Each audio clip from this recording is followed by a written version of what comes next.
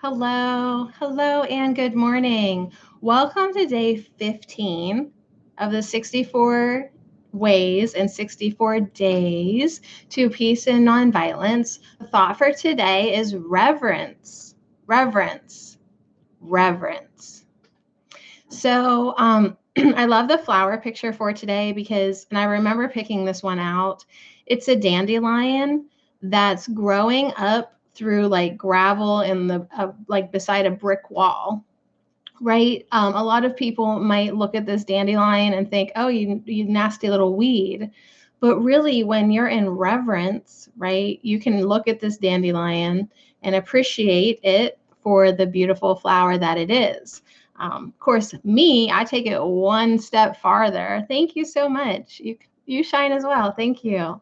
I take it one step further because I love dandelions. It's beautiful herbal medicine.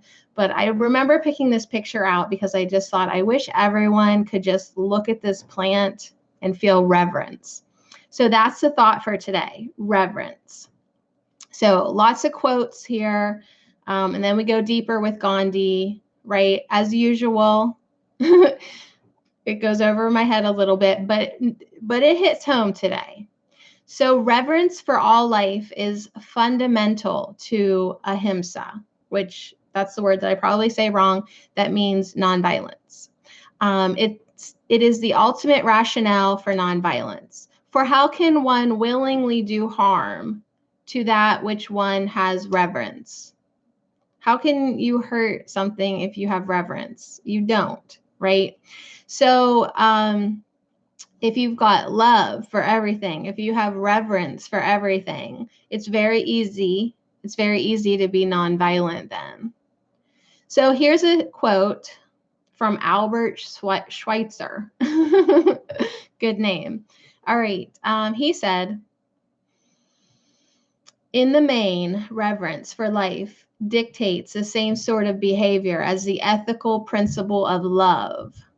But reverence for life contains within itself the rationale of the commandment to love, and it calls for compassion for all creature life. So I know that's a lot. That's why I always invite you to allnaturalme.com where I've posted all of this. But it's not just, he's saying it's a little bit more. And actually this morning my daughter said, "What's reverence?" And I sort of described it personally.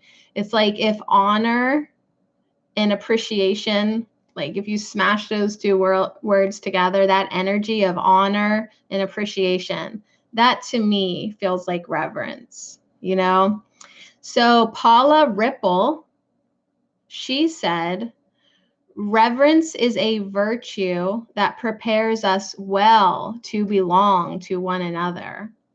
It reaches out to those who have given messages of not wishing to belong. Okay, those people who don't want to belong. Okay, it reaches out to those people. When we approach others with gentle reverence, we bring gifts and share theirs with us. Good morning. Okay, so we're talking about reverence today. So today, I open myself up to a feeling of reverence for all forms of life, especially each and every person that I meet during the day. Okay? Reverence for all forms of life. Reverence for Skull Reaper and Ninja Kid, right? Reverence for everyone. And I'm going to take a walk outside and experience the beauty that surrounds me as I be with the sky, be with the plants, be with the animals, as well as my brothers and sisters. And by brothers and sisters, that's every person on the planet, right? We are all brothers and sisters of Gaia, okay? So you can give reverence to every single person on earth. You can give reverence to the plants. You can give reverence to the animals. You can give reverence to that little dandelion growing up in the crack in the pavement. Okay. It's funny that it said like with the sky, because I woke up this morning, sun shining so brightly, look up at the sky, chemtrails already littered across. They're trying to take my sunshine away, right? So it's like, this is an interesting practice for me then today, right? Because there's a lot of things. Oh, there's a lot of things I can look at and get really agitated with and get really fired up about. Or despite that, I can still look at things and feel reverence and connectedness and beauty, because I do feel better when I'm honoring and appreciating, right? Then, so anyways, you guys, so much love to you. Plato said, I like this. I like this. Plato said, geez, say to get together. Plato said, let parents bequeath to their children not riches, but the spirit of reverence. So what can I give my children? I don't need to just leave them money. What I really need to leave them is the spirit of reverence. And if reverence is a new word for you, you guys, I mean, I really feel like it means like appreciation and honoring, right? Like those two words. Appreciation and honoring had a baby, and their baby is reverence. Okay, so today, open yourself up to that feeling of reverence. Because what greater gift can we give one another than to honor and respect the preciousness of life? So as I open myself up to a feeling of reverence today, I experience an extraordinary depth of connectedness. Yeah, like when I look at you guys as my brothers and my sisters, energetically, don't get all technical with me. When I see everyone as my human family, it's an extraordinary depth of connectedness. When I walk amongst the trees and the plants and I feel disconnected energy, it's very deep, okay? That extraordinary depth of connectedness. So your practice that you are invited to do today is open yourself up to a feeling of reverence for all forms of life, especially each and every person that you meet today. Take a walk outside and experience the beauty that surrounds you. Really be in it. And as you be with the sky, as you be with the plants, as you be with the animals, just allow that extraordinary depth of connectedness to anchor into you. Okay? As well as your brothers and sisters, as well as all of humanity. Just get connected to all of it. Okay, that's it. Thank you. Good morning, Karen. Nice to see you. All right. Yes. You guys, the chat is so wild over here. I'm going to have a chit chat. I'm going to have to do another like live hangout just to chit and chat. I love you guys. Thank you so very much. So let's go deeper with Gandhi. Are you ready? Day 15. We're talking about reverence today. If it's glitchy, leave and come back. Okay, so MK Gandhi said, nonviolence is a matter of the heart. It does not come to us through any intellectual feat. So what did he mean by that? Right here. Nonviolence is a matter of the heart. Okay, it ain't nothing going, nonviolence doesn't happen upstairs. It's right here. So with the work of Gandhi and King and Cesar Chavez and the Occupy movement, many think nonviolence is a political position or a tool for political action. It is and it isn't. Nonviolence is a way of life that embraces a change of heart, a change of beliefs and actions about all our relationships. Okay? Many who have been part of movements where nonviolence training is routine, right? Has anyone ever gone through any program, nonviolence training? But training alone isn't enough. It's not enough. In fact, if nonviolence does not come from a deep heart place, no amount of training and intellectual understanding can ever produce nonviolence. Okay, so what did I just say there, right? It's like you can think about it, you can be trained, you can go through the program, you can get the certificate. But like, if it doesn't come from a heart space, if it doesn't come from here, it's not going to produce the nonviolence that we need. So you can talk to your kids, you can lecture them, you can have as many chats as you want, right? And with people too. But if it's not activating in their heart space, fail, right? Okay, so many of us have discovered, as we did the work of self-growth, that interpersonal strategies for communications and building relationships were useless as long as they remained in our heads.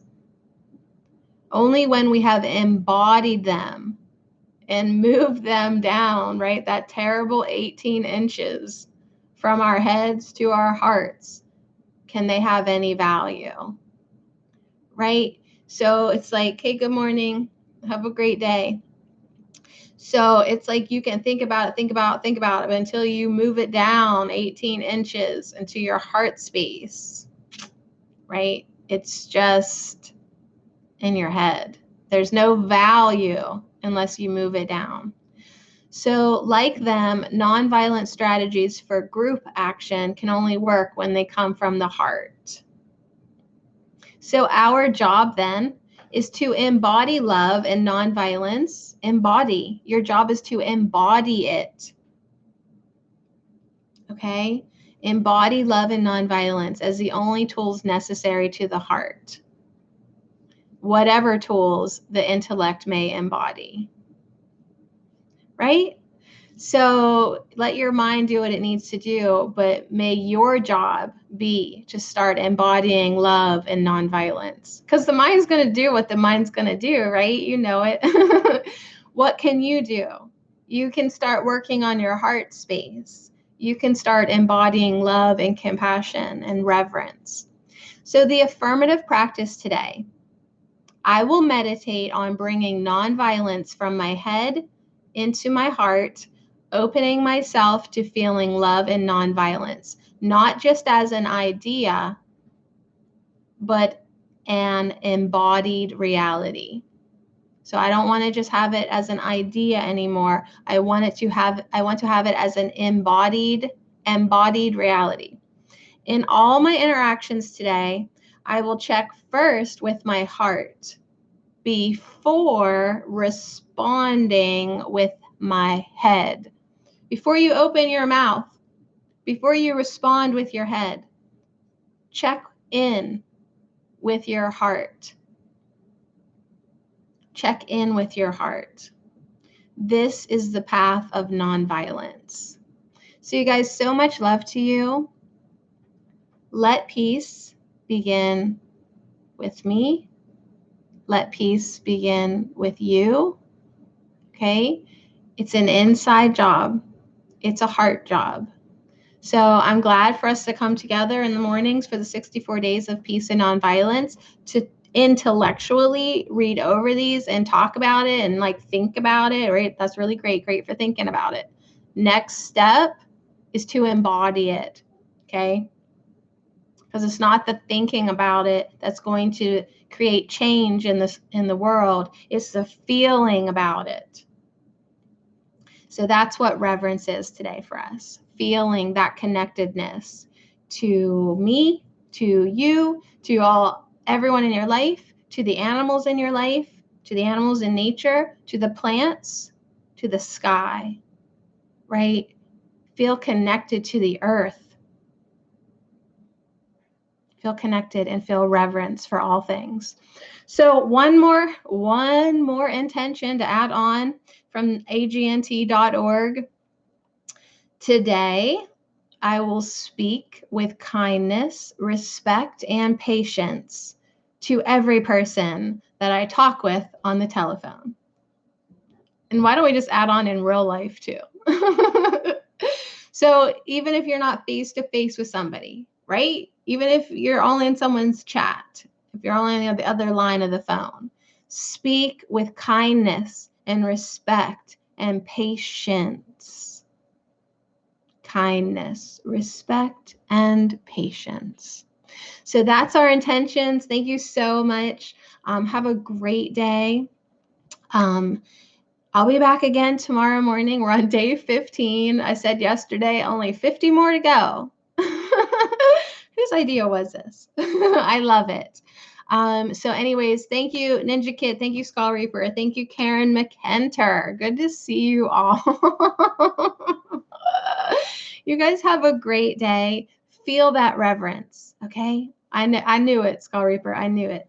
So, go ahead and contemplate it, think about it. But ultimately, what you want to get on is moving it down 18 inches into your heart space. We want to turn those intellectual thoughts into a feeling of love, kindness, compassion, patience, and connectedness.